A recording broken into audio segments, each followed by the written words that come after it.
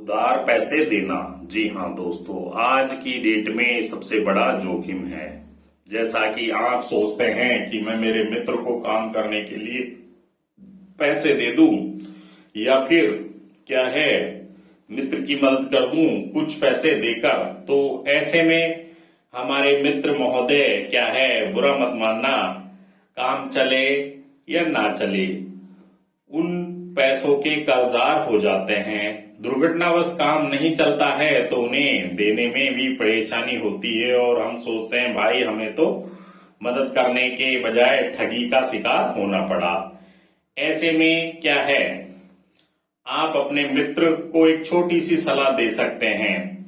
वह सलाह क्या है कि आप उस मित्र विशेष को क्या है कम से कम राशि दे, ताकि और उसे एक निश्चित समय सीमा में वापस लेने का वादा भी लें। जी हाँ दोस्तों, जैसा कि 5,000, 10,000, 20,000, 30,000 जो भी ये कह दूं देसी भाषा में, उसकी औकात है कि सोचिए कभी भविष्य में आपने भूतकाल में आपने उसे 100 रुपए दिए और उसने 100 रुपए भूल गया, उसने देना ही उचित नहीं समझा, तो समझ लीजिए कि वह व्यक्ति क्या है एक नंबर का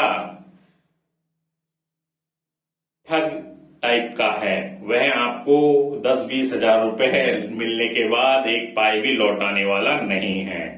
जैसा कि आपको मैं बता दूं, एक वकील महोदय के साथ मेरी घटना हो चुकी है इस तरह की। क्योंकि उन्होंने मुझसे क्या है 7,000 रुपए लिए और जब लौटाने का वक्त आया तो कल परसों नरसों की कहकर टालते रहे।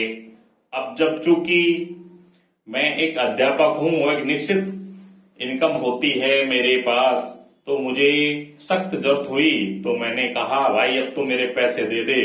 तो उन्होंने अपशब्दों का प्रयोग करना शुरू कर दिया और ये कहा दिया कि भाई करना है जो कर ले, मैं नहीं देने वाला आपका पैसा।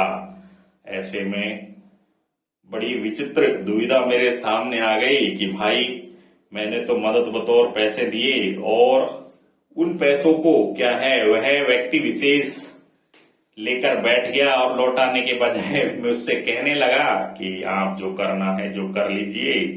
ऐसे में मेरे सोशल मीडिया ने मुझे मदद किया। जैसा कि मैंने उस वकील महोदय का फोटो लगा दिया कहाँ, सोशल मीडिया पे, और लिख दिया कि भाई इन्होंने मुझसे 7,000 रुपए लिए थे जो आज तक नहीं लौटाए हैं। अब चूंकि सोशल मीडिया से लगभग सभी जानकार लोग जुड़े हुए होते हैं, जैसा कि फेसबुक, इंस्टाग्राम आदि से।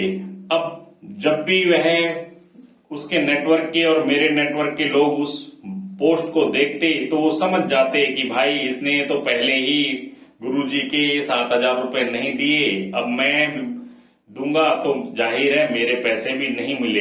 ऐसे में उस वकील महोदय को क्या है पैसा मिलना बंद हो गया। अंततः वह मेरे पास आया और मुझे पोस्ट हटाने के लिए दबाव डालने लगा कि, और यहां तक कि थानेदार से भी फोन करवाया। तो मैंने कहा थानेदार साहब कोई बात नहीं, मेरे पैसे दिला दीजिए, आपको जो कार्रवाई करनी है कर लीजिए।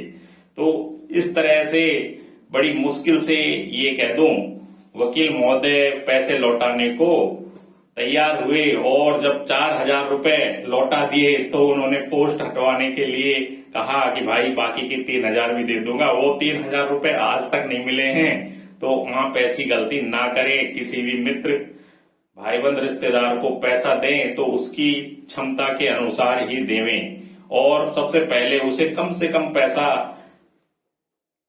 देकर निश्चित समय में क्या है लौटाने के लिए भी तय करें, जिससे उसकी व्यवहारिकता का पता पड़ जाए और आपका दिया हुआ पैसा बिना मन मुटाव के, बिना एक दूसरे के क्या है जानी दुश्मन बने हुए आपके पास वापस लौट आए। कैसी लगी मेरी वीडियो कमेंट बॉक्स में जरूर जवाब देवें।